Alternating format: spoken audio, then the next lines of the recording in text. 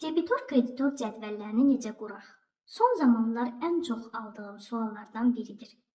Əgər uçotuna apardığınız vergi ödəyicisinin alqı-satqı əməliyyatları elektron qayma fakturalarla rəsmiləşirsə, o zaman vergi sistemindən gələnlər və göndərilənlər hissədən filtr verməklə istədiyimiz dövr üzrə qaymələri Excel-ə yükləyirik.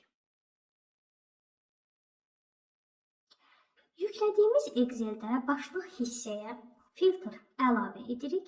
Ondan əlavə olaraq son sütundan sonra 2 sütun əsas ödəmə tarixi və əlavə dəyər vergisi ödəmə tarixləri sütunlarını əlavə edirik. Bundan sonra, məsələn, hansısa kontragent üzrə üzləşmələri etmək istəyiriksə, onu seçirik. Onun qaymələri tarixlər üzrə qeyd olunub və paralel olaraq yüklədiyimiz Excel bank çıxarışından da həmin kontragentin adını seçərək ödəmələri, müvafiq qaymələri üzrə tarixlərini, qaymələrin qarşısında qeydlərini aparırıq. Qeydləri apardıqdan sonra baxırıq. Qarşısında əsas əlavə dəyər vergisi ödəmə tarixləri olan qaymələr ödənilmiş, qarşısında tarixlər qeyd olunmayan qaymələr üzrə məbləğlər isə ödənilməmişdir. Ona görə bu kontragent üzrə bizim borcumuz artıq qarşısında tarixlər olmayan məbləğlər cəmi olaraq 2117 manat 98 qəpik olacaqdır. Bəzən də hansısa qayməni yarımçıq ödəmiş oluruq.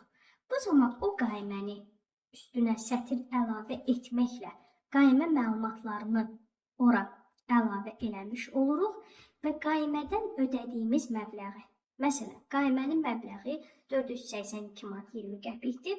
Onun 200 manatı ödənilmişdirsə 200 manatını qeyd edirik və onun qarşısında həmçinin ödəmə tarixlərini qeyd eləmiş oluruq.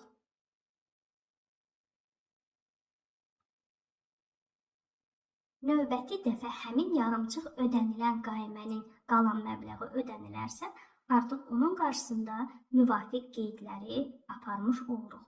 Həmçinin hər hansı bir qaymə üzrə əsas məbləğ ödənilmiş, əlavə dəyər vergisi ödənilməmişdirsə, bu zaman əsas ödəmə tarixini tarixi qeyd edib, əlavə dəyər vergisinin ödənilmə tarixi hissəsini boş qoyuruq və yaxud da əksinə və qarşısında tarix olmayan məbləğlər bizim ödənilməmiş məbləğlər sayılır.